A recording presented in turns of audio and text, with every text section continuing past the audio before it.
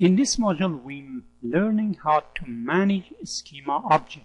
Schema object, they are such as constraint, index, and as you're going to see right here, and then to the flashback and creating external. In the previous module, we learned how to manage the constraint and how to create constraint, how to add primary key, check key, foreign key, and so on. But right now we learn how to manage it, enable it, disable it, or drop it. Let's see how we can alter a table. Alter a table, add a new column, modify an existing column, and define a default value for a new column or drop an existing column. Let's consider we're going to create a table such as department AD, that was we used the previous module, and select as following information from department AD. Let me go create this table. Here we're going to create the department table DPT AD. We create a table DPT AD. Now what we try to do, we try to go ahead and alter that table AD and adding a new column. Currently our DPT AD containing 4 columns, but we would like to have a new column such as job ID. By just grabbing this statement from right here, this script statement, go right here and click on the add. We're altering the table DPT add, department AD table, add open parentheses, close parentheses, and the column that we prefer to add. And press enter. Now we can describe the table. Now that we describe the table AD, now we're going to see we have a new column. By default, this column, all of its field up to now is null. We may use an update statement or some other method to put some number. But can I force a constraint in the job ID? That this one, for example, job ID cannot be null? Yes. Before we doing that one, let's go ahead, drop the existing column, and we're going to see how we can add the column with the constraint. Here we're dropping, altering again. We use the alter statement, this alter statement right here that we have to dropping the column. If you're noticing that right here we have alter add and alter drop, alter table DPT AD. Add or alter the table DPT AD drop. Another form to get rid of a column, and that one is set unused option. The format of that one is alter table name, for example DPT AD, set unset job ID. Or as you're going to see right here, this format by adding unused column and column name. Here is the example of it. Here's the example. We're going to click right here, drop it, as you're going to see right here, and we're going to drop a column. Here's the correct, I misspelled unused. Also we can drop the column. We spoke adding and dropping constraint. Now we try to go to deferring constraint. This is a new topic which we have it in the Oracle 10 and 11.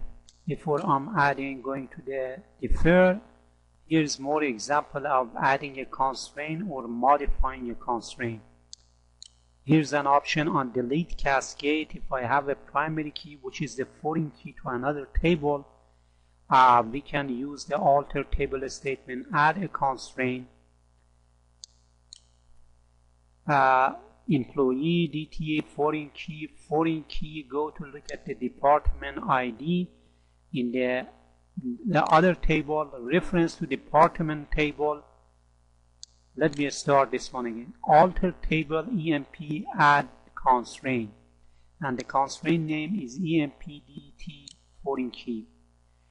Look at for department ID in the employee table, and this department ID in the employee table is supposed to reference to department ID on the department table on delete cascade.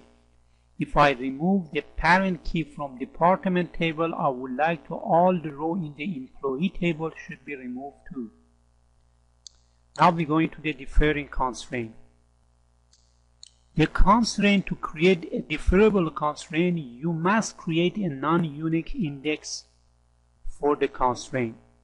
We have two types of the deferrable, not deferrable, initially deferrable, initially immediate. What is all this concept mean? Let's go with some example. Let's create two tables.